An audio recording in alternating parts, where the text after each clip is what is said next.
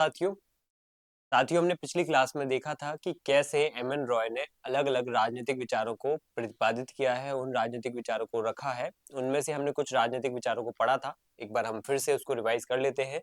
अगर हम उनकी वैचारिक यात्रा देखें तो 3 चरणों में पूरी होती है, आपको पता है। रोमांटिक क्रांतिकारी पहला चरण था। दूसरा चरण रोमांटिक क्रांतिकारी मतलब कुछ नया संघर्ष, राष्ट्रवादी जो संघर्ष है वो करने की बात यहाँ पे देखने को मिलती है। और मुख्य रूप से सशस्त्र क्रांति की बात वो करते हैं यहाँ पे। रूढ़िवादी मार्क्सवादी हो जाते हैं, फिर उसके बाद नवमानवतावादी। पहला हमने चरण उठाया था जिसमें हमने सशस्त्र विद्रोह की बात की थी कि कैसे वो सशस्त्र विद्रोह की बात करते हैं। उसमें अलग अलग लोग उनकी प्रेरणा स्रोत रहते हैं। कार्य प्रणाली की बात की थी, उसमें उन्होंने हथियारों के माध्यम से, गुप्त समितियों के माध्यम से ये काम करने का प्रयत्न किया था। इंडो जर्मन षड्यंत्र हथियारों की जो है, जर्मन हथियारों की उन्होंने मांग की थी, विफल हो गए। बाद में मोह भंग हो गया उससे। निष्कर्ष यही निकलता है कि आखिर उन्होंने इस साम्राज्यवादी जो विरोध में जो एक संघर्ष की बात थी उसको छोड़ करके एक अलग तरीके की तरफ बढ़े। तो इसमें वो अलग तरीका था कट्टर मार्क्सवादी। तो इसमें वो आगे बढ़ते हैं, अमेरिका मैक्सिको की यात्रा करते हैं, माइकल बोरोडिन जैसे एजेंट से मिलते हैं, रूस जाते हैं, लेनिन से मुलाकात करते हैं। लेनिन के साथ उनके कहीं न कहीं वाद विवाद भी होता है भारत में क्रांति को लेकर के। लेनिन चाहते थे यहाँ पे क्रांति कांग्रेस और गांधी जी की मदद के आधार पर हो। एम एन रॉय कह रहे थे यहाँ पे इस तरीके से अगर हम यहाँ पे जो है आंदोलन करेंगे तो ये पूंजीपतियों को और बढ़ावा दे रहे हैं। ये कहीं न कहीं देश में जो श्रमों की वास्तविक मांग है, किसानों की वास्तविक मांग है, उसको पूरा नहीं करेंगे। और इस तरीके से हमें क्या है, कृषकों और श्रमिकों को वास्तविक रूप से यहाँ पे क्रांति का नेतृत्वकर्ता बनाना चाहिए। तो इस मामले में इनके बीच में कहीं न कहीं द्वंद्व होता है। अब इसके बाद हमने पढ़ा था गांधी जी की जो मार्क्सवादी आलोचना है वो करते हैं। गांधी जी की मार्क्सवादी आलोचना में ये है, गांधी जी क्या है, पूंजीपतियों का क्या कर रहे हैं, न्यासीता सिद्धांत के माध्यम से प्रतिक्रियावादी जो एक रिएक्शनरी अप्रोच है उसके माध्यम से उनको बढ़ावा दे रहे हैं। अंग्रेजों के साए में, अंग्रेजों के कहीं न कहीं संरक्षण में जो पूंजीपति वर्ग खड़ा हो रहा है, टाटा बिरला जैसा, इन लोगों को यहाँ पे सुरक्षा कौन दे रहे हैं? गांधी जी दे रहे हैं राजनीतिक रूप से। और लोगों को यहाँ पे आदेश दे रहे हैं कि हिंसा नहीं करना चाहिए, वर्ग संघर्ष नहीं करना चाहिए। और एक तरफ उस वर्ग संघर्ष से सुरक्षा किसको दे रहे हैं? पूंजीपतियों को सुरक्षा दे रहे हैं। इस तरीके से आलोचना करते हैं वो। ये हमने बात पढ़ी थी। और कुछ क्रिटिसिज्म भी देखा था एम एन रॉय का, आरपी दत्त का और ई एम एस नंबूद्रिपाद का। एम एन रॉय यहाँ पे गांधी जी को प्रतिक्रियावादी बोल देते हैं। ठीक है, गांधी जी को प्रतिक्रियावादी बोल दिया। इसके बाद यहाँ पे दूसरे अलग अलग विचारक क्या कहते हैं यहाँ पे, जैसे इनका प्रतिक्रियावाद तो ठीक है। आरपी दत्त ने यहाँ पे मस्कट कहा है, ठीक है, या फिर शुभंकर कहा है, किसको? जनरल कहा है प्रतिक्रिया बूर्जुआ वर्ग का या फिर पूंजीपतियों का। और यहाँ पे ईएमएस नंबूद्रिपाद, जो यहाँ पे नंबूद्रिपाद हमें पता है कि इनके बाद में क्या बनते हैं, सीएम भी बनते, पहले गैर कांग्रेसी। तो ये क्या है, जन चेतना जगाई लेकिन पूंजीवाद की सीमा में कैद रखा किसको? श्रमिकों को। तो ये बात हमने पढ़ ली है। फिर उसके बाद हमने सामाजिक क्रांति के बारे में देखा। सामाजिक क्रांति मतलब ये होता है कि सिर्फ हमें राजनीतिक रूप से आजादी नहीं चाहिए, हमें सामाजिक रूप से आजादी चाहिए, हमें आर्थिक रूप से, मानसिक रूप से गुलामी से मुक्ति चाहिए, हमें हर तरीके से मुक्ति चाहिए अंग्रेजों से। वो हमारी संपूर्ण क्या होगी? आजादी होगी। उसमें भारत का जो कृषक वर्ग है वो महत्वपूर्ण भूमिका निभा सकता है। तो इस सामाजिक क्रांति के दो मुख्य आधार हैं, कृषि क्रांति और एक होती है दार्शनिक क्रांति या फिर सांस्कृतिक क्रांति। इसमें मानसिक रूप से गुलामी से मुक्त होना है और कृषि क्रांति में कहीं न कहीं राजनीतिक और आर्थिक रूप से गुलामी से मुक्त होना है। इसके बाद यहाँ पे 1947 की आजादी और एम एन रॉय की सामाजिक क्रांति में एक डिफरेंस है कि ये 1947 की आजादी राजनीतिक है, पूंजीपति नेताओं के हाथ में यहाँ शक्ति आ गई है, कुरीतियां यहाँ पे अभी भी बनी हुई हैं, अमीर गरीब की खाई अभी भी बनी रही है। लेकिन एम एन रॉय की अगर सामाजिक क्रांति बनती है तो यहाँ पे टोटल जो है एक समग्र रूप से आजादी मिलेगी, जन समितियों को बढ़ावा मिलेगा, जिसमें निचले लोगों के पास ताकत होगी। सिर्फ ऊपर बैठे ताकतवर यहाँ पे नेताओं अधिकारियों के पास ताकत नहीं होगी। नीचे गांव के स्तर पे भी लोगों के पास, जन समितियों के पास ताकत होगी। जन समितियां लोगों से मिलकर बनी होंगी। जाति और धर्म का अंत होगा, आर्थिक समानता होगी, मानसिक रूप से गुलामी से मुक्त हो जाएंगे। तो ये इन्होंने कहीं न कहीं सामाजिक क्रांति का तरीका बताया। अब आज का हमारा जो डिस्कशन है, अब हमारा डिस्कशन होने वाला है वो इस बात पर होने वाला है कि आखिर ये अपने चरण नंबर जब तीसरे में प्रवेश करते हैं तो कौन से इनके जीवन में बदलाव आते हैं। ठीक है, हमने देखा पहला चरण, ठीक है, हमने देखा इनका चरण नंबर 1, जिसमें इन्होंने 1905 से लेकर के 1916 तक भारत में क्या किया?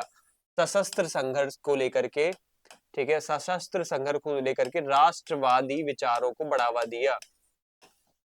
चरण नंबर 2 में ये क्या करते हैं, चरण नंबर 2 में एम एन रॉय 1919 के लगभग या 1920 के लगभग, ये बीच में एक ट्रांजिशन का काल आता है जब वो अमेरिका में कई सारी मार्क्सवादी किताबें पढ़ेंगे, परिचित होंगे, मार्क्सवाद से छुपेंगे, कहीं ना कहीं अपनी जान को सुरक्षा में रखने के लिए वो कहीं ना कहीं जो है भ्रमण करते रहते हैं। 1919 से 1936 तक कहेंगे लगभग, ये बीच में ऐसा एक लगभग एज है, टाइम है जहाँ पे वो कट्टर मार्क्सवादी रहेंगे, कट्टर मार्क्सवादी रहेंगे। फिर बाद में स्टालिन से विवाद होने की वजह से वो देश छोड़ देते, कम्युनिस्ट पार्टी से उनको निकाल दिया जाता है, बहिष्कृत कर दिया जाता है। भारत आते हैं, भारत में लगभग 1940 से लेकर के 54 तक वो भारत में रहते हैं, ठीक है, अपने जीवन के अंतिम समय तक। उन चरण नंबर जो थर्ड है, इस चरण नंबर थर्ड में वो कांग्रेस में भी शामिल होंगे, ठीक है। फिर कांग्रेस छोड़ करके वो एक रेडिकल डेमोक्रेटिक पार्टी बनाएंगे, आरडीपी। फिर उसके बाद नव मानवतावाद यानी न्यू ह्यूमनिस्ट का, नव मानववाद का विचार देंगे, यही नव मानववाद कहलाता है। नव मानववाद को बोलते हैं रेडिकल ह्यूमनिस्ट या रेडिकल ह्यूमनिज्म की विचारधारा, जो उनके जीवन के अंतिम समय में आएगी। तो ये जीवन का सबसे श्रेष्ठ उनका विचारों का एक दर्शन है, यही उनके जीवन का अंतिम चरण है, और इसी में उन्होंने मार्क्सवाद का त्याग किया और एक नया दर्शन दिया, और यही उनका मौलिक दर्शन कहा जाता है, रूट यहाँ पे जड़ कहा जाता है। अब समझना यहाँ पे ये कहते क्या है आखिर। देखो, जो मौलिक मानववाद है इसका अर्थ हमें समझना पड़ेगा। रेडिकल इसमें एक वर्ड आया है, इसको इंग्लिश में बोलते हैं रेडिकल ह्यूमनिज्म, हिंदी में बोलते हैं मौलिक। अब रेडिकल में जो हिंदी में एक वर्ड आता है मौलिक, मौलिक जो वर्ड है, ये मौलिक जो शब्द है ये बना है मूल से। मूल किसको कहा जाता है, मूल कहा जाता है जड़ को, ठीक, किसको कहा जाता है, जड़ को कहा जाता है। तो मानववाद का जो रेडिकल या ह्यूमनिज्म है, जो उसमें रेडिकल वर्ड है, इसलिए कहते हैं क्योंकि समस्या की जड़ तक जाते हैं। किस तक, समस्या की जड़ तक जाना इनका मुख्य उद्देश्य होता है।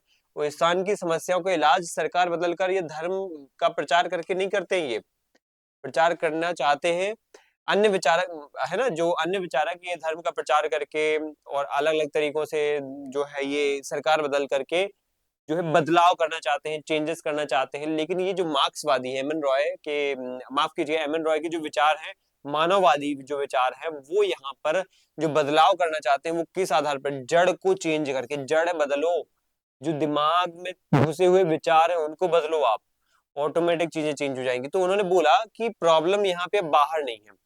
पहले उन्होंने राष्ट्रवाद जब विचार थे, जब शुरुआती चरण में थे, चरण नंबर 1 में थे, वो भारत में थे, तो उनको लगता था सब चीजें राजनीतिक रूप से अगर सुधर जाएंगी तो सब चीजें सुधर जाएंगी। मार्क्सवाद के चरण में उन्होंने समझा कि हर चीजें राजनीतिक रूप से सुधारना जरूरी नहीं है, आर्थिक रूप से भी, सांस्कृतिक रूप से भी सुधारना जरूरी है। लेकिन जब मानववाद फेज में रहते हैं ना, तो वो जड़ की बात करते हैं, यानी इंसान की सोच पे आ जाते हैं अंतिम रूप से, कि मानना था कि बीमारी की जड़ कहीं ना कहीं इंसान के दिमाग में है, दिमाग, उनकी सोच में, उनकी कहीं ना कहीं यहाँ पे विचारों में है। अगर वो विश्वास जब तक नहीं छोड़ेगा ना, तब तक वो तार्किक नहीं हो सकता, और तार्किक नहीं होगा, रैशनल नहीं होगा, तो यहाँ पे वो आजाद नहीं है, वो अभी भी गुलाम है मानसिक रूप से। किसका, कहीं वो भक्त बना हुआ है गांधीवाद का, कहीं भक्त बना हुआ है कांग्रेस का, कहीं भक्त बना हुआ है वो किसी क्रांतिकारी का, कहीं हिटलर का, कहीं नाजियों का, कहीं कोई ना कोई व्यक्ति किसी न किसी विचारधारा का क्या है, एक गुलाम बना हुआ है। कोई बोलता है यहाँ पे, मैं अगर व्यक्तिगत तौर पे यहाँ पे ना बोले, यहाँ पे प्रोफेशनल तरीके से बोलूं, तो कोई ना कोई भक्त बना हुआ है कांग्रेस का, कोई ना कोई भक्त बना है बीजेपी का, कोई मोदी जी को पसंद करता है, कोई यहाँ पे राहुल गांधी को, और बिल्कुल आंख बंद करके बिलीव कर रहा है। लेकिन ये चीज क्या सही है वास्तविक रूप से, हम कहेंगे नहीं।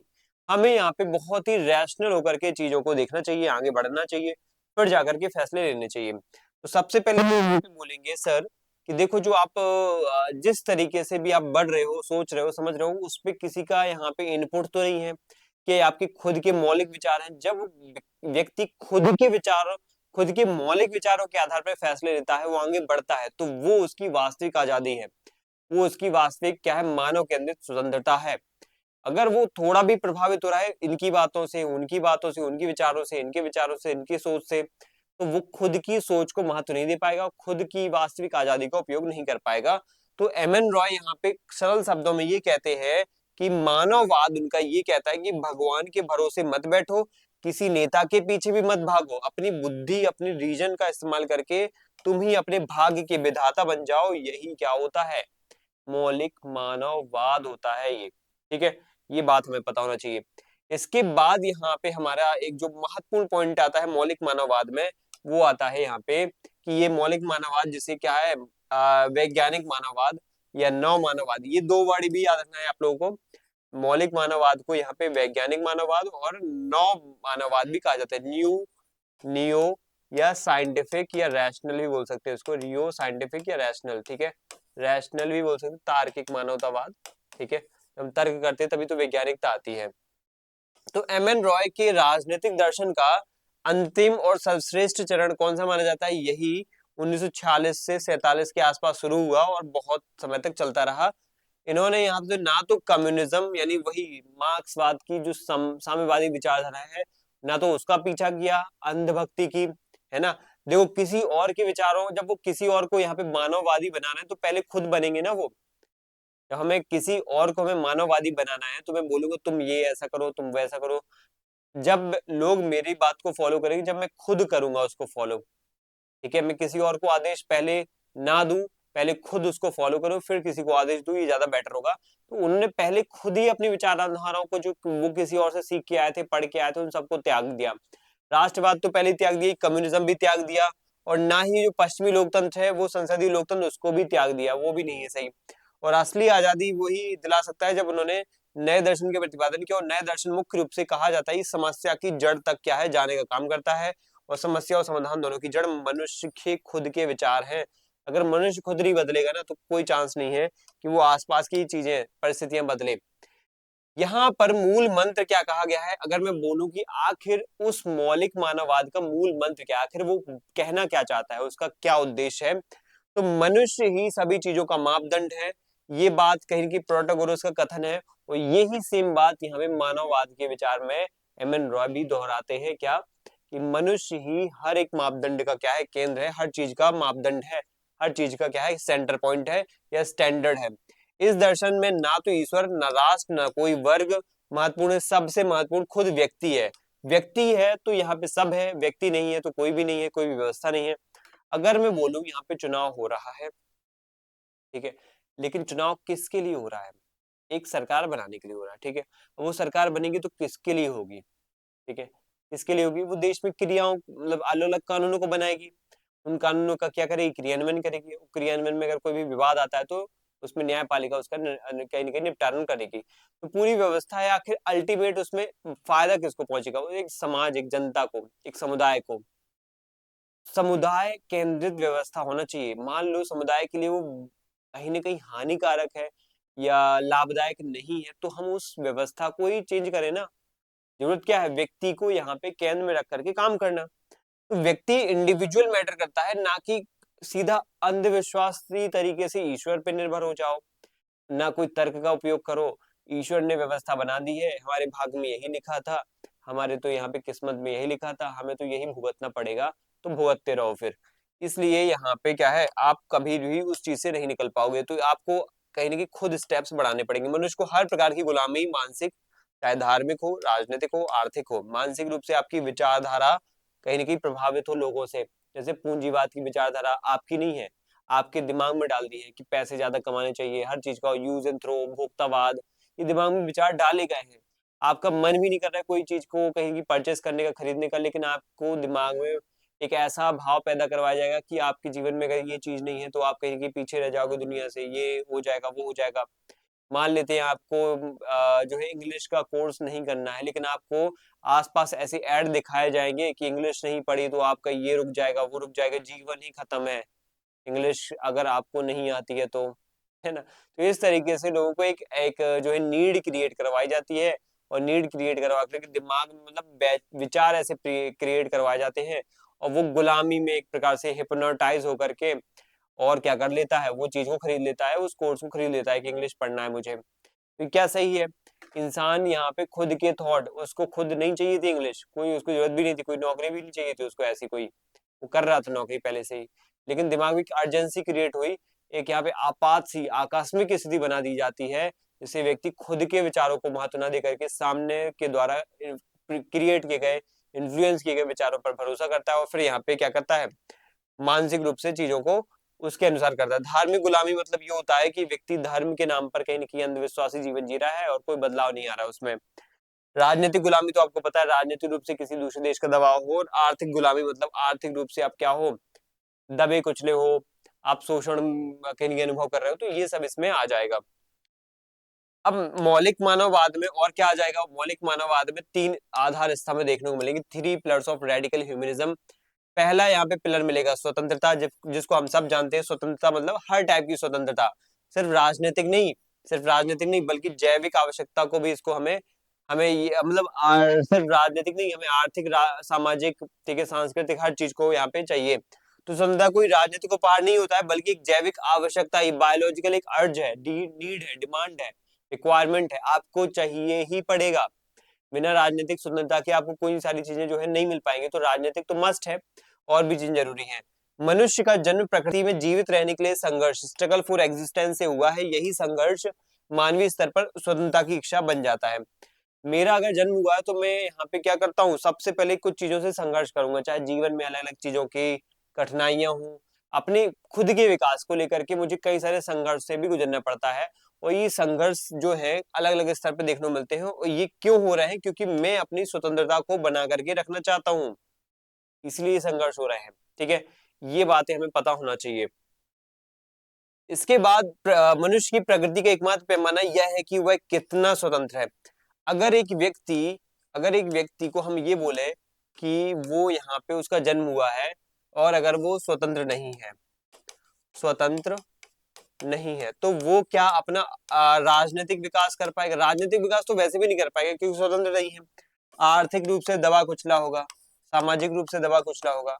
तो इन सब के बावजूद क्या अब हम कह सकते हैं कि वो यहाँ पे पूर्णतः स्वतंत्र है कि नहीं है? पूर्णतः स्वतंत्र है कि नहीं है? हम बोलेंगे वो स्वतंत्र नहीं है। ठीक है, हम बोलेंगे यहाँ पे स्वतंत्र नहीं है, और स्वतंत्र ना होने की वजह से उसका जो समग्र विकास है, समग्र विकास, कौन सा समग्र विकास में, अब समग्र विकास में देखो मानसिक आपके विचार आ जाते हैं, मानसिक, तो मानसिक विचार भी आपके क्या होंगे, रूढ़ि आधारित होंगे, आपके धार्मिक विचार भी प्रभावित होंगे कि मेरी तो किस्मत में लिखा था, भगवान ने मेरी किस्मत ही ऐसी बनाई है, ऐसी बातें करने लग जाओगे तो आपका कुछ नहीं होगा। फिर यहाँ से आपका एक्सेप्टेंस शुरू हो जाता है, आप एक्सेप्ट कर लेते हो उस चीज को, तो पूंजीपतियों की सत्ता बनी रहती है, जो बड़े बड़े उद्योगपति हैं, जमींदार हैं, उनकी सत्ता बनी रहती है, और गरीब अपना जो है अपना हित इसी मानता है कि ये उसके कर्मों का फल है। इसके बाद अगला जो स्तंभ है वो आता है यहाँ पे, तीसरा स्तंभ, दूसरा स्तंभ आता है तर्क और विवेक। तर्क और विवेक का मैं बता चुका हूँ। एक व्यक्ति तर्क और विवेक इसलिए नहीं करता है, या फिर नैतिक इसलिए नहीं है क्योंकि वो ईश्वर से डरता है या धर्म से डरता है, वो इसलिए करता है क्योंकि उसको अपना फायदा देखना है। और दूसरी बात यहाँ पे कि जानवरों से इंसान अलग होता है क्योंकि उसके पास तर्क होता है। ठीक है, और तर्क शक्ति ईश्वर से नहीं आती है, नहीं दी, ईश्वर ने नहीं दी, प्रकृति के विकासवाद, एवोल्यूशन का परिणाम है वही मेंडल वगैरह। ठीक है, इन सब की बातें बोल करके यहाँ पे एम एन रॉय वैज्ञानिकता की तरफ जा रहे हैं। देखो, ईश्वर को जो नहीं मान रहा है, और यहाँ पे कह रहा है विकासवाद, यानी विज्ञानवाद को यहाँ पे महत्व दे रहा है, विज्ञानवाद को महत्व दे रहा है ये। ठीक है, उसके बाद अंधविश्वास का विरोध करते हैं, तो ये चूंकि मनुष्य तार्किक है, उसे धर्म, चमत्कार, किसी भी प्रकार के नेता की भक्ति में कहीं ना कहीं नहीं जाना चाहिए, और यहाँ पर हर चीज का सवाल उठाना चाहिए उसको। अगर आपके अंदर एक भक्ति भाव वाला गुण है ना, तो आप ये इतना मान के चलो कि आप विचारधारा के मामले में, सोच के मामले में बिल्कुल क्या हो, गुलाम हो। खुद की अगर कोई एक स्पेसिफिक सोच विचार नहीं है आपके, आप किसी और विचारधारा से प्रभावित हो, तो हम कहेंगे आप क्या हो, किसी न किसी तरीके से उसके गुलाम हो, उसके कहीं ना कहीं चंगुल में फंसे हुए हो, खुद की एक अप्रोच आपके अंदर नहीं है। अब बैलेंस हो या ना हो, लेकिन एक खुद का एक अप्रोच होता है, व्यक्ति का कोई ना कोई एक नजरिया होता है। अगर वो नजरिया पूरा का पूरा कॉपी पेस्ट किसी और का है, तो आप समझ जाओ आप गुलाम हो मानसिक तौर पे। तो यही क्या है, हमें समझना चाहिए, मनुष्य तार्किक है, लेकिन वो अगर चमत्कार या किसी नेता की भक्ति में नहीं लगा है तो ठीक है, अगर लगा है तो ये दिक्कत वाला काम है। ठीक है, उसे हर चीज पर सवाल उठाना चाहिए, तर्क करना चाहिए, यही उसका अंतिम क्या है, कर्तव्य है। अब तीसरा पिलर यहाँ पे देखेंगे वो है नैतिकता। और नैतिकता के मामले में बार बार बता चुका हूँ, एक व्यक्ति नैतिक किस लिए होता है, क्योंकि वो अपना क्या देखता है, फायदा देखता है। इसमें एम एन रॉय ने धर्मनिरपेक्ष नैतिकता यानी सेक्युलर मोरालिटी की बात की है। उन्होंने बिना धर्म के आदमी अनैतिक हो जाएगा, राय ने इसे गलत बताया। देखो, ये बात गांधी जी बोलते थे, गांधी जी बोलते थे कि बिना धर्म के, ठीक है, गांधी जी क्या बोलते थे, बिना धर्म के क्या हो जाएगा, गांधी जी ने बोला है गांधी जी ने कि बिना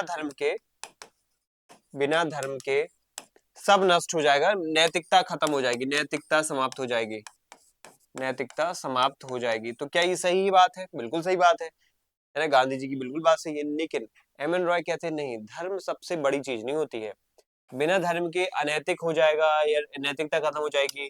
राय कहते हैं ये गलत बात है, ये कंप्लीटली यहाँ पे सही बात नहीं बोल रहे हैं। एक व्यक्ति नैतिक होता है तो वो यहाँ पे धर्म की वजह से नहीं, बुद्धि से आती है नैतिकता, बुद्धि यूज करता है वो, दिमाग का, मानसिक जो है क्षमता का यूज करता है। यदि व्यक्ति तार्किक है तो स्वतः ही क्या है, नैतिक हो जाएगा। क्यों नैतिक हो जाएगा? है ना, उसे डराने के लिए भगवान या नरक ये सब नहीं बोलना पड़ेगा कि तुम है ना अच्छे काम नहीं करोगे, नैतिक वाले काम नहीं करोगे, है ना सद्गुण वाली चीजों को नहीं अपनाओगे तो तुम्हें नरक का जो है भागी बनना पड़ेगा, नरक भोगना पड़ेगा, तुम्हें यहाँ पे जिंदगी बर्बाद हो जाएगी, तुम्हें ईश्वर दंड देंगे, तुम्हें कर्मों का फल मिलेगा, ये सब बोलने की जरूरत नहीं है। तुम्हें अगर किसी तरीके से इंसान को अगर अच्छा बनाना है, नैतिक बनाना है, तो ईश्वर का भय क्यों दिखा रहे हो? तुम उसको कर्मों का भय क्यों दिखा रहे हो? तुम उसको डर के माध्यम से एक क्या बना रहे हो, एक नैतिक बना रहे हो। गांधी जी को इसीलिए क्रिटिसाइज किया जाता है कि गांधी जी धर्म के नाम पे क्या है, डरा रहे हैं लोगों को, डर के माध्यम से यहाँ पे लोगों को नैतिक बना रहे हैं, जो कि सही नहीं है कि आपको ये कर्म का भुगतना पड़ेगा, वो कर्म का भुगतना पड़ेगा, ये सब चीजें। वो कहते हैं एम एन रॉय बहुत ही वैज्ञानिकता की तरफ जा करके कि ये व्यवस्थाएं क्या है, ये व्यक्ति को ये नैतिक नहीं बना सकती। नैतिक बनाने के लिए क्या है, सबसे जरूरी चीज है वैज्ञानिक राजनीति करो, तर्क का उपयोग करो, मानववादी विचारों राजनीति में गंदे खेल से निकाल करके विज्ञान की तरफ हमें बढ़ना पड़ेगा। वो धर्म के नाम पे आप जो एक अंधविश्वासी जीवन जीते हो ना, वो गलत है, वो आपको विज्ञान से दूर ले जाता है। तो इसलिए जरूरी है इंसान विज्ञान से जुड़ा रहे, तभी वो क्या करेगा, गंदे खेल से निकल के विज्ञान की तरफ हमें बढ़ना पड़ेगा, तभी हम इस राजनीति के चंगुल में से निकल पाएंगे, शोषण के चंगुल से निकल पाएंगे। धर्म मुक्त राजनीति, राजनीति में धर्म, जाति, भावनाओं का कोई स्थान नहीं होना चाहिए। साथ में समाज को बदलने के लिए क्रांति या हिंसा नहीं, बल्कि शिक्षा की जरूरत होना चाहिए। लोगों को तार्किक बनाओ, समाज खुद बदल जाएगा। देखो, शिक्षा से ही हमें बहुत सारी चीजों का ज्ञान होता है, ठीक है। स्वास्थ्य से हमारा क्या ज्ञान, हमारा स्वास्थ्य से क्या विकास होता है, हमारे शारीरिक विकास होता है, हमारा मानसिक रूप से सांत्वना, हमें कहीं ना कहीं दिमागी रूप से भी सांत्वना मिलती है। हम कुछ साइकोलॉजिस्ट वगैरह की भी हेल्प लेते हैं तो हमें मानसिक अगर कोई समस्या है तो हमें सांत्वना मिल जाती है, शांति स्थिति मिल जाती है। लेकिन अगर मुझे बौद्धिक स्थिति में बदलाव करना है तो मुझे क्या करना पड़ेगा, बौद्धिक बदलाव करना है तो ऐसे में यहाँ पे शिक्षा ही कर सकती है। बौद्धिक शिक्षा तब करेगी जब हम अच्छे अच्छे स्टैंडर्ड के यहाँ पे साहित्य को पढ़ेंगे, संस्कृतियों को पढ़ेंगे, समाज को पढ़ेंगे, राजनीति को पढ़ेंगे, गणित, विज्ञान, भूगोल, इतिहास, इन सबको पढ़ेंगे, रसायन शास्त्र। थोड़ा बहुत हमारे अंदर क्या है, लॉजिक आएगा गणित वगैरह पढ़ने से, विज्ञान वगैरह पढ़ने से।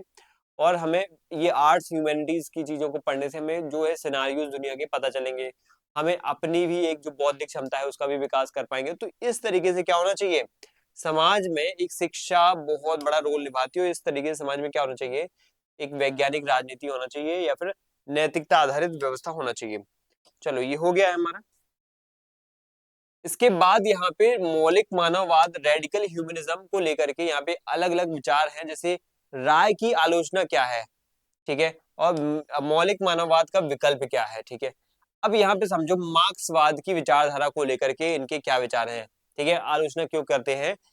देखो, मौलिक मानववाद के कॉन्टेक्स्ट में आलोचना की गई है कि मौलिक मानववाद क्या मार्क्सवाद में है या फिर यहाँ पे मानववाद में है, उदारवाद में है, गांधीवाद में है कि नहीं है। तो इस तरीके से चीजें हमें देखना है। अब मार्क्सवाद की कैटेगरी में वर्ग यानी क्लास महत्वपूर्ण है, ठीक है, किसमें, मार्क्सवाद की व्यवस्था में वर्ग जरूरी है, वर्ग महत्वपूर्ण है, व्यक्ति नहीं है। अब बताओ क्या होगा यहाँ पे, यहाँ पे इसलिए ये मार्क्सवाद की विचारधारा को छोड़ देते हैं क्योंकि यहाँ पे मार्क्सवाद में पूरे समुदाय को, पूरे वर्ग को उठाने की बात हो रही है, पूरे कृषक वर्ग को। एम एन रॉय कह रहे हैं देखो, पूरे को उठाने की आवश्यकता नहीं है आपको, आपको यहाँ पे एक व्यक्ति पे फोकस करना चाहिए। हर एक व्यक्ति को यहाँ पे क्या कर सकते हैं हम, कलेक्टिवली अगर करेंगे तो उसमें कई सारे व्यक्तियों के अलग अलग विचार हो सकते हैं। लेकिन अगर मुझे अपने अकॉर्डिंग विचार आसपास के, मतलब अपने अकॉर्डिंग के अनुसार विचार आसपास लोगों में रखने हैं तो मुझे व्यक्ति पे फोकस करना पड़ेगा, ना कि समूह पर। मौलिक मानववाद सिर्फ व्यक्ति सर्वोच्च मानता है, आर्थिक सुरक्षा के साथ साथ व्यक्ति स्वतंत्रता भी इसमें शामिल होती है। उदारवाद क्या कहते हैं, संसदीय लोकतंत्र जहां राजनीतिक दल सत्ता के लिए जनता को मूर्ख बनाते हैं और केवल औपचारिक आजादी देते हैं, ये होते हैं कौन से, संसदीय लोकतंत्र। दल विहीन लोकतंत्र, पार्टीलेस डेमोक्रेसी वो होती है जहां सत्ता सीधे शासन में भाग लेती है, लोक समितियां यहाँ पे बनाई जाती है। देखो, हमने समझा मार्क्सवाद में क्या थी, मार्क्सवाद में वर्ग आधारित व्यवस्था है, समुदाय आधारित व्यवस्था है, समाज आधारित व्यवस्था को यहाँ पे बल दिया जाता था, व्यक्ति आधारित नहीं थी। लेकिन यहाँ पे क्या करते हैं एम एन रॉय, व्यक्ति आधारित बनाते हैं उसको। दूसरी बात यहाँ पे हमने पढ़ी उदारवाद को लेकर के, तो उदारवाद से सबसे पहले चीज का जन्म हो जाए वो लोकतंत्र। तो लोकतंत्र में कौन सा, संसदीय लोकतंत्र, और साथ में यहाँ पे जनता को यहाँ पे क्या है, यहाँ पे वोटिंग राइट भी मिलते हैं। लेकिन ये वोटिंग राइट का कोई मतलब है, सेंस है, क्योंकि यहाँ पे लीडर्स संसदीय लोकतंत्र में पार्टियां खड़ी करती हैं, तो पार्टियां जिसको खड़ी करेंगी हमें उसी को चुनना पड़ेगा। तो ये व्यवस्था सही है क्या, नहीं, हमें पार्टी लेस डेमोक्रेसी की तरफ जाना चाहिए। इसलिए दल विहीन व्यवस्था की बात यहाँ पे कौन करते हैं, ये करते हैं एम एन रॉय। यहाँ पे लोक समितियों की बात इसलिए की जाती है क्योंकि दल विहीन व्यवस्था है, दल विहीन व्यवस्था यानी कि कोई भी दल नहीं है, तो यहाँ पे लोग किसको चुनेंगे, प्रतिनिधि को चुनेंगे। अब प्रतिनिधि कहाँ से आएगा, प्रतिनिधि किसको चुनना चाहिए किसको नहीं चुनना चाहिए, तो ये जनता खुद डिसाइड करे।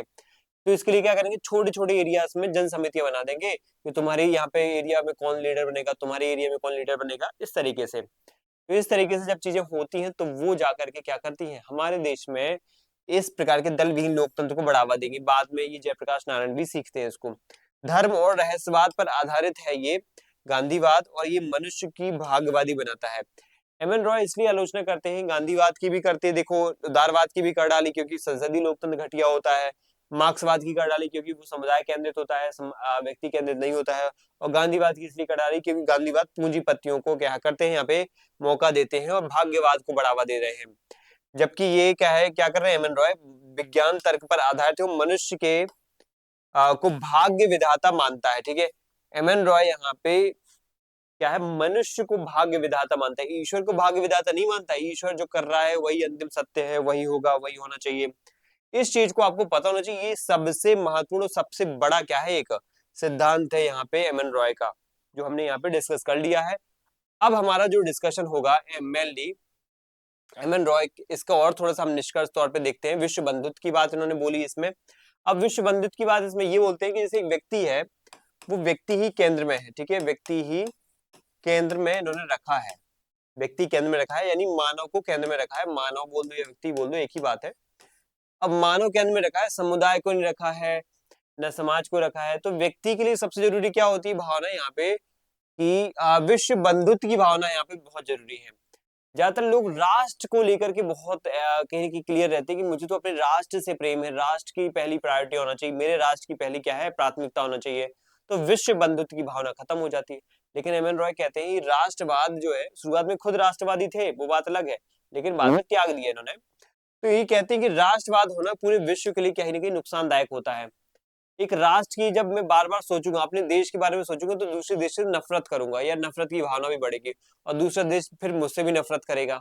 तो ऐसे में संघर्ष होंगे, ऐसे में युद्ध होगा। ऐसे में द्वितीय विश्व युद्ध भी हुआ और प्रथम विश्व युद्ध भी हुआ। बताइए, यही राष्ट्रवाद के चक्कर में फासिस्ट जो इटली मुसोलिनी की सरकार, और नाजिस्ट यहाँ पे नाजियों की सरकार, यहाँ पे हिटलर की सरकार जो है जर्मनी में, इन दोनों के अति राष्ट्रवाद, अति मोह, राष्ट्र मोह की वजह से यहाँ पे लोग लड़ जाते हैं, युद्ध करवा देते हैं। और ऐसे में एक व्यक्ति आधारित व्यवस्था का कहीं ना कहीं यहाँ पे क्या होता है, ह्रास होता है।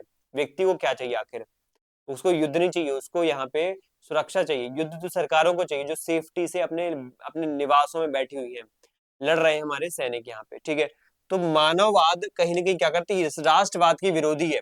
क्यों राष्ट्रवाद की विरोधी है, क्योंकि मानव में क्या होता है, मानववाद में क्या होता है, एक मानव अपने विकास, अपने सामाजिक आर्थिक राजनीतिक स्वतंत्रता की तरफ ले जाता है, इससे पूरा समाज आगे जाएगा, पूरी विश्व व्यवस्था आगे जाएगी। इसमें राष्ट्र सिर्फ आगे नहीं बढ़ता है। तो राष्ट्रवाद एक संकीर्ण विचारधारा है, इसलिए इसका विरोध किया जा रहा है, पूरे विश्व को यहाँ पे हैंडल किया जाता है। मानववाद क्या करता है, पूरे विश्व बंधुत्व की बात करता है। राय के अनुसार राष्ट्रवाद एक संकीर्ण भावना है, इंसानों को बांटती है, युद्ध करवाती है ना, हमने पढ़ा है।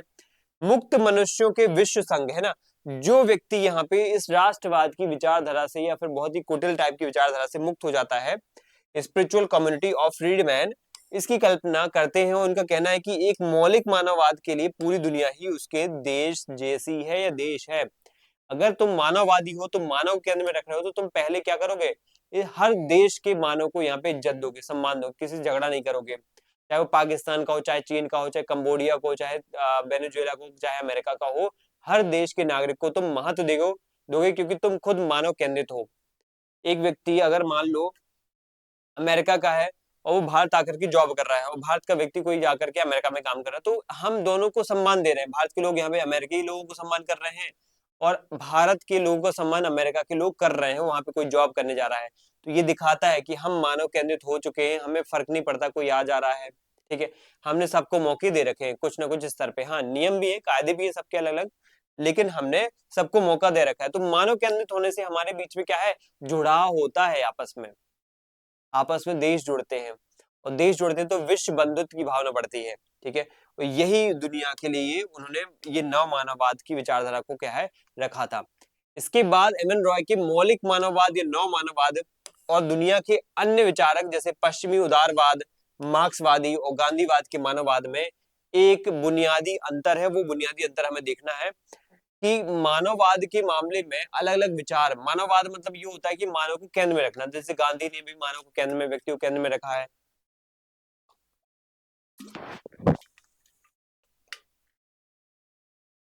दीनदयाल उपाध्याय ने भी मानव केंद्र में रखा है। तो अब हमें ये देखना है कि ये मानव केंद्र में रखते तो है, लेकिन किस मामले में अंतर देखने को मिलता है।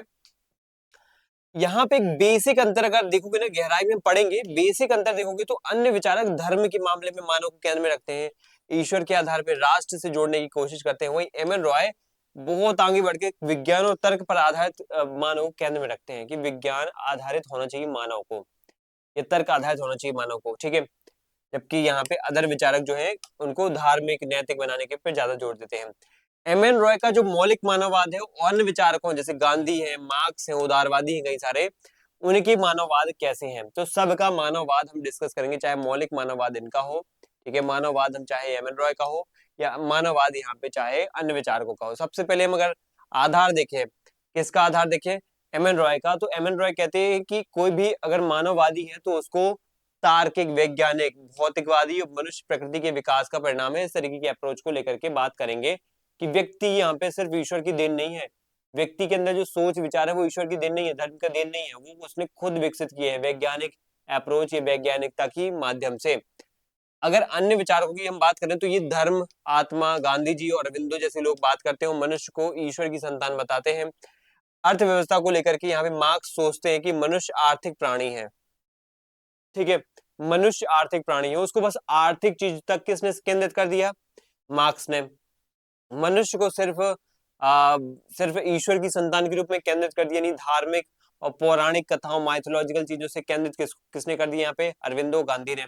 लेकिन ये क्या करते हैं, उसको वैज्ञानिक भौतिकवाद की तरफ ले जाकर के उसको अपना अच्छा भला जानने में इस योग्य बनाने की बात करते हैं, उसको क्रमिक विकास का परिणाम मानते हैं। ईश्वर और धर्म के मामले में एम एन रॉय क्या सोचते हैं, नास्तिक है पूर्णतः, ईश्वर को कोई अस्तित्व है ही नहीं, और नैतिकता मनुष्य की बुद्धि से आती है, खुद की सोच से आती है नैतिकता, और नैतिकता तभी आती है जब हमें कहीं ना कोई फायदा लाभ दिखता है। ये गांधी जी, मार्क्स तो नहीं कहिए, गांधी और अरविंदो जो है आस्तिक है। नैतिकता ईश्वर के डर या धर्म से आती है। और जैसे गांधी राम राज्य है ना, देखो ये यहाँ पे ईश्वर के डर की बात बोली है गांधी जी ने, और धर्म के डर से, धर्म के भय से यहाँ पे नैतिकता आती है, तो डर के भाव की वजह से बोलते हैं। एम एन रॉय स्वतंत्रता का स्रोत के रूप में यहाँ पे मनुष्य की शारीरिक भूख की तरह एक प्राकृतिक जरूरत बताते हैं। जैसे एक व्यक्ति को यहाँ पे शारीरिक भूख होती है, ठीक है, कई सारे उसको यहाँ पे शारीरिक भूख होती है, मतलब कोई ना कोई, जैसे मान लो शारीरिक संबंध बनाने को लेकर के, यौन संबंध को लेकर के, तो यहाँ पे स्वतंत्रता भी उसी रूप में है। हमें एक जैविक भूख होती है, हमें, मुझे तो इधर उधर घूमना चाहिए, मुझे तो यहाँ भ्रमण करने जाना है, मुझे चलो आज संडे है छुट्टी लेना है। ठीक है, ये मान लो संडे को तो वैसे ही है, नॉर्मल डेज में छुट्टी लेना है, क्योंकि मैं मेरी शरीर को किस तरीके से लेने जाना चाहता हूँ, ले जाना चाहता हूँ, किस दिशा में ले जाना चाहता हूँ, वो मुझे पता है, और मेरी कितनी कैपेसिटी है, मैं उस हिसाब से पता काम करूंगा। इसके बाद यहाँ पे मान लेते हैं, यहाँ पे जो अलग विचारक हैं वो सब टाइप के, चाहे गांधी हो, मार्क्स हो, उदारवादी हो, वो राजनीतिक कानूनी यहाँ पे बात करते हैं कि एक व्यक्ति की स्वतंत्रता राजनीतिक रूप से, कानूनी रूप से मिलना चाहिए, बायोलॉजिकल नहीं होती है कि जन्म से ही उसको मिल जाए। यहाँ पे बौद्धिक नैतिक तरीके से उसको ऐसे नहीं मिलेगी, उसको कानूनी राजनीतिक रूप से संविधान या राज्य द्वारा दिया जाएगा। ये एक अधिकार है, इसको अधिकार से ज्यादा कुछ नहीं कहा है गांधी जैसे और मार्क्सवादी जैसे लोगों ने या फिर उदारवादी जैसे लोगों ने। लेकिन एम एन रॉय इसको एक क्या कर रहे हैं, जैविक एक गुण मानते हैं जो आपको मिलना ही है बचपन से। राजनीति के मामले में दल विहीन लोकतंत्र की बात करेंगे एम एन रॉय, और राजनीतिक पार्टी नहीं होना चाहिए, पार्टी नहीं होना चाहिए यानी पार्टीलेस सिस्टम की बात करेंगे, ठीक है। जबकि ये संसदीय लोकतंत्र की बात करते हैं, लेकिन राजनीतिक दल जरूरी है। नेहरू पश्चिमी विचारक, मुख्य रूप से देखो संसदीय लोकतंत्र की बात में हम गांधी को नहीं बोलेंगे, संसदीय लोकतंत्र में ना हम मार्क्स को बोलेंगे, ठीक है। संसदीय लोकतंत्र में सिर्फ और सिर्फ यहाँ पे नेहरू जी का नाम याद रखना है हमें, और पश्चिमी विचारकों का नाम याद रखना है। कुछ लॉक जैसे हो गए हैं, हॉब्स जैसे हो गए हैं, रूसो जैसे हो गए हैं, बेंथम जैसे लोग हो गए हैं, ये कहने की संसदीय व्यवस्था, कानूनी व्यवस्था की बात करते हैं। उसके बाद राष्ट्रवाद को लेकर के विश्व बंधुत्व, अगर हम मानववादी व्यवस्था पे फोकस करेंगे तो मानव का सामाजिक राजनीतिक विकास होगा, तो समाज का होगा और संपूर्ण विश्व का होगा विकास। राष्ट्रवाद एक बुराई है, पूरी तरह दुनिया एक देश, ठीक है। और राष्ट्रवाद को एक बुराई कहा है। विश्व कल्याण की बात करी है, और विश्व कल्याण पूरा होगा मानव से, मानव के विकास से, मानववाद से। लेकिन राष्ट्रवाद कहने के बीच में क्या करता है, रोड़ा डालता है, अटकाता है, या इससे कहने एक राष्ट्र है दूसरे राष्ट्र से जलन भाव पैदा करता है, तो पूरे विश्व का कल्याण कैसे होगा, नहीं हो पाएगा, ठीक है। इसके बाद है राष्ट्रवादी। राष्ट्रवादी ये तो थे, जैसे मैं अगर बात करूं तो गांधी जी के अलावा जैसे ये मार्क्स हैं, उदारवादी हैं। देश प्रेम सर्वोपरि है, गांधी, सावरकर, अरविंदो जैसे लोगों के लिए। और देश को आप कहीं ना कहीं किस दिशा में ले जा रहे हो, यहाँ पे गांधी जी जैसे लोग, अरविंदो जैसे लोग यहाँ पे देश की जो प्राचीन संस्कृति है उसकी तरफ ले जाने की बात करते हैं। सावरकर भी प्राचीन संस्कृति की बात करते हैं। देखो ज्यादा अंतर नहीं है गांधी और सावरकर में, लेकिन इनकी अप्रोच अलग है। हिंदुत्ववादी विचारधारा को लेकर के सावरकर, और हिंदू के जो वास्तविक यहाँ पे नैतिक होने की जो बातें हैं धर्म के अकॉर्डिंग, वो गांधी जी बोलते हैं, ठीक है। तो ये बेसिक फंडामेंटल जो डिफरेंसेस है हमने देख लिए। आधार के मामले में बोलेंगे वैज्ञानिक भौतिकवादी एम एन रॉय है, लेकिन ये कैसे हैं, ये ईश्वर वगैरह में बिलीव करते हैं। उनका ईश्वर धर्म को लेकर के विचार क्या है, नकारात्मक है, नास्तिक है या आस्तिक है। स्वतंत्रता को लेकर के वो कैसे हैं, जैविक हैं, कि स्वतंत्रता बिल्कुल होनी ही चाहिए। बायोलॉजिकल, जैसे आपका शरीर का एक हाथ है, ये मेरा हाथ है, ये मेरे शरीर में होगा तो मैं और अच्छे से काम कर पाऊंगा, तो स्वतंत्रता भी एक प्रकार से जैविक हिस्सा है हमारी बॉडी का। उसके बाद राजनीतिक कानूनी ये मानते हैं कि इसको स्वतंत्रता का स्रोत की कानून से मिलती है स्वतंत्रता, ये जैविक मानते हैं। राजनीति के लेकर के ये दलविहीन व्यवस्था, और ये संसदीय लोकतंत्र की बात करेंगे खासतौर पर नेहरू जी करेंगे। गांधी जी तो विरोध करते हैं संसदीय व्यवस्था का, मार्क्स भी करते हैं। उसके बाद यहाँ पर आता है राष्ट्रवाद। राष्ट्रवाद को लेकर के ये बहुत ही निगेटिव है एम एन रॉय। बाद में ये आपको पता है निगेटिव हो जाते हैं, पहले नहीं थे, बाद में हो जाते हैं। लेकिन ये राष्ट्रवादी है, राष्ट्र प्रेमी है। इस तरीके से हमें अलग अलग व्यवस्थाएं देखने को मिलती हैं। अब यहाँ पे शॉर्ट में हम रिवाइज करेंगे, ठीक है, फटाफट रिवाइज करेंगे कि यहाँ पे एम एन रॉय और पश्चिमी उदारवादी मानववादी कैसे हैं। पश्चिम के, हम पश्चिम में किसकी बात करेंगे, पश्चिम में हम करेंगे यूरोप के विचारकों की, ठीक है। तो देखते हैं फटाफट क्या व्यवस्था है इनके बीच में।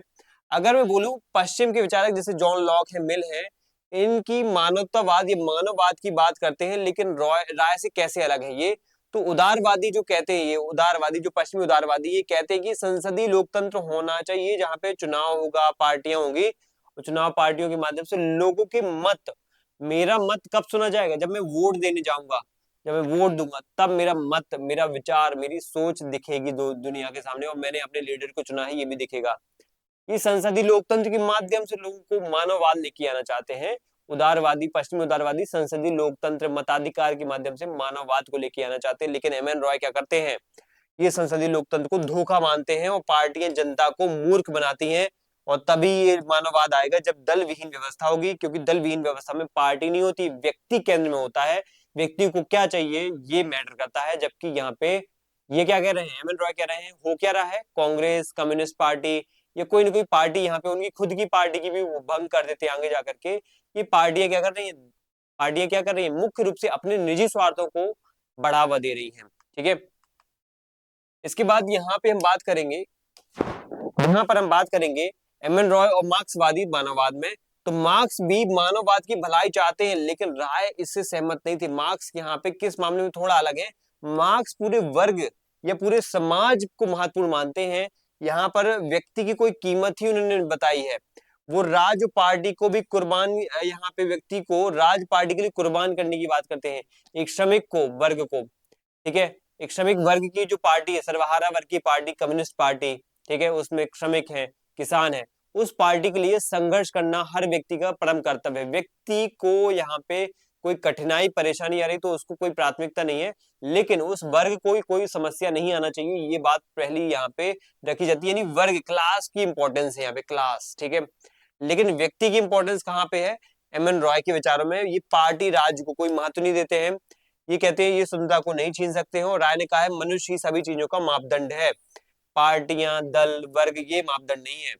इसके बाद अब हम देखते हैं यहाँ पे गांधीवाद में और एम एन रॉय में क्या अंतर है। गांधीवाद में अगर हम देखें तो गांधी जैसे, टैगोर जैसे लोग और अरविंदो जैसे लोग ये मानवतावादी हैं, लेकिन ये कैसे हैं? ये आध्यात्मिक हैं, धार्मिक ज्यादा हैं, और हर इंसान में भगवान परमात्मा का अंश मानते हैं और सबकी सेवा करने की बात करते हैं, ठीक है। काफी हद तक मानव केंद्रित है, धार्मिक जरूर है लेकिन मानव केंद्रित है। लेकिन एम एन रॉय जो है वो मानव केंद्रित भौतिकवादी ज्यादा है, मटेरियलिस्टिक ज्यादा है, प्रोटागोरस, एपिक्यूरियन, और भारत में जो चारवाक है दर्शन, उसको बहुत ज्यादा महत्व देते हैं, जो सुखों पर आधारित है, हर चीज में सुख देखना मानव का, ठीक है। किसका सुख देखना? मानव का सुख देखना, ठीक है। तो हर जगह मानव का सुख देखेंगे तो हमें यहाँ पे परमात्मा को भूलना पड़ेगा। परमात्मा कुछ नहीं होता है, ईश्वर की वो इंसान की सेवा करो, इसलिए करो क्योंकि एक तार्किक प्राणी है और भगवान का अंश होने के कारण नहीं। भगवान का अंश है, इस वजह से हम अगर व्यक्ति की पूजा कर रहे हैं, व्यक्ति की सेवा कर रहे हैं, तो फिर हम अपने निजी स्वार्थ देख रहे हैं। हमें उस व्यक्ति से मैटर नहीं करता, हमें मैटर करता है कि वो परमात्मा ने बनाया है, तो हम अल्टीमेटली परमात्मा की पूजा करना चाहते हैं, ये है। तो हम किसी और को इमेजिन करके उसकी सेवा क्यों कर रहे हैं? हम उसको, उसी को इमेजिन करके सेवा करें, ये ज्यादा बेटर है। एम एन रॉय यही कहते हैं कि एक व्यक्ति की सेवा इसलिए मत करो क्योंकि वो भगवान का अंश है, इसलिए करो कि वो खुद उसी का अंश है, वही व्यक्ति है वो खुद, और उसको उस वही मान करके उसकी सेवा करो। उसका जो वास्तविक रूप, भौतिक स्वरूप दिख रहा है, उसको वही मान करके सेवा करो। एक गरीब को भगवान का है ना जो है वो मत समझो कि गरीब गरीब की सेवा करने से भगवान खुश होंगे, ये चीज क्या है? सत्य नहीं है। उस व्यक्ति को भगवान अगर मान लो भगवान नहीं खुश होते तो उस व्यक्ति को पड़ा रहने दोगे क्या?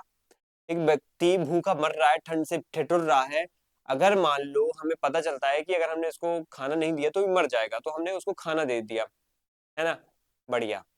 अब आप अगर यहाँ पे ऐसा कर रहे हो कि उसको अगर खाना नहीं दिया तो वो मर जाएगा, तो इस बात को सोच करके अगर आपने उसको खाना दिया, उसको रहने की व्यवस्था की, ओढ़ने की व्यवस्था की, पहनने की व्यवस्था की, तो ये है आपका वास्तविक मानववाद, जो उसके शरीर को, उसको सुख को देख करके, उसकी भौतिक स्थिति को देख करके आया है। लेकिन एक एक मानववाद ऐसा है कि जिसमें आप हर बार सोचते हो अगर मैंने इसका कुछ किया तो मुझे भगवान कहीं ना कहीं कुछ देगा, कुछ खुश होगा, या भगवान मेरे से जो है प्रसन्न रहेंगे, मेरा बुरा नहीं करेंगे, मुझे कुछ ना कुछ अच्छा मिलता रहेगा। तो इस प्रकार की भगवान को डर, भगवान के डर बैठा हुआ है आपके अंदर। ये एक जो है ये विचार कहीं ना कहीं आपके लिए जो है घातक है, क्योंकि आप उस व्यक्ति की सेवा नहीं कर रहे हो, आप एक प्रकार से उस डर को क्या है टैकल करने के लिए, आप या ईश्वर को प्रसन्न करने के लिए आप क्या कर रहे हो? उसकी सेवा कर रहे हो। तो ये वास्तविक मानववाद नहीं है। गांधी और टैगोर जैसे लोगों में और एम एन रॉय जैसे लोगों में यही अंतर है कि वो यहाँ पे स्लाइटली डिफरेंस नहीं क्रिएट कर, मतलब उसमें ये नहीं कर पाए कि वो डर की तरफ ले जा रहे हैं। और सबसे महत्वपूर्ण एम एन रॉय और दीनदयाल उपाध्याय का एकात्म मानववाद में क्या अंतर है? तो एम एन रॉय का जो मानववाद है वो क्या है? नव मानववाद, ठीक है। इनका क्या है? नव मानववाद, ठीक है। इसको हम ऊपर लिखेंगे, नव मानववाद। और दीनदयाल उपाध्याय का है एकात्म मानववाद, ठीक है, एकात्म मानववाद। तो इनमें क्या डिफरेंस मिलता है हमें? देख लो, इनमें बहुत कंफ्यूजन होती है। इनका जो दीनदयाल उपाध्याय का एकात्म मानववाद है, इंटीग्रल ह्यूमनिज्म कहते हैं इसको, ये भारतीय संस्कृति को बढ़ावा देता है, और खास तौर पर संस्कृति में भी धर्म आधारित व्यवस्था को बढ़ावा देता है। और धर्म आधारित व्यवस्था कंप्लीट, ये कठोर नहीं है, ठीक है। यहाँ पे धर्म आधारित व्यवस्था में मुख्य रूप से यहाँ पे व्यक्ति, समाज, राष्ट्र, फिर विश्व की तरफ जाने की, विश्व के कल्याण की तरफ जाने की बात हो गई है या की गई है। एम एन रॉय यहाँ पर मौलिक मानववाद या फिर पश्चिमी विज्ञान और पुनर्जागरण पर आधारित है। ये बेसिक डिफरेंस है। देखो, यहाँ पे मैं फिर बोलूंगा कि ये धर्म की बात करते जरूर है, लेकिन ये भी विश्व कल्याण या विश्व बंधुत्व की बात करेंगे, और यहाँ पर ये भी अंतिम रूप से विश्व कल्याण की बात करेंगे, विश्व कल्याण की बात करेंगे, ठीक है। ये भारत में आर्थिक रूप से मानव के विकास की बात करते हैं, राजनीतिक रूप से मानव के विकास की बात करते हैं, सांस्कृतिक, सामाजिक, हर प्रकार की, ये भी राजनीतिक, आर्थिक, सामाजिक, सांस्कृतिक हर प्रकार की बात करते हैं एम एन रॉय भी। लेकिन बेसिक डिफरेंस है कि ये ज्यादा नास्तिक होकर के विज्ञान को इंपॉर्टेंस दे करके, विज्ञान पे आधारित होकर के, रैशनल होकर के, तर्कशील होकर के ज्यादा यहाँ पे झुके हुए मानवता मानववाद की तरफ। और ये थोड़ा सा संस्कृति को महत्व देकर के, वैज्ञानिकता को महत्व ना देकर के, थोड़ा सा धर्म में नैतिक तत्वों को महत्व देकर के, ये क्या है, दीनदयाल उपाध्याय इस मानव एकात्म मानवतावाद की तरफ झुके हुए हैं। तो ये बेसिक डिफरेंस है। यहाँ पर हमारा क्या हो जाता है, एक बहुत बड़ा राजनीतिक विचार खत्म हो जाता है, जो है रेडिकल ह्यूमनिज्म का, मौलिक मानवतावाद का, या फिर मौलिक मानववाद, या नव मानववाद, उग्र मानववाद, ऐसे अलग अलग नाम आपको देखने को मिलेंगे, आपको याद रखना है। अगला जो डिस्कशन होगा हमारा इस पॉइंट पर होगा, दल विहीन लोकतंत्र। बहुत डिटेल वाला पॉइंट है ये, इसको हम अगली क्लास में करेंगे, ठीक है। और उसमें ही हम राजनीतिक विचारों को खत्म कर देंगे, और जो लास्ट का चरण है, वो छोटा सा चरण है, उसको खत्म करके ज्यादा कुछ इसमें अब रहा नहीं गया है। फिर उसके बाद कुछ राजनीतिक विचार है, इनके पीपल्स प्लान वगैरह की बातें करना है, बॉम्बे प्लान से कैसे अलग था ये, तो वो बातें डिस्कस करके हम अपने इस थिंकर को, इस विचार को खत्म कर देंगे। तो थैंक यू आप सभी को, एंड जय हिंद।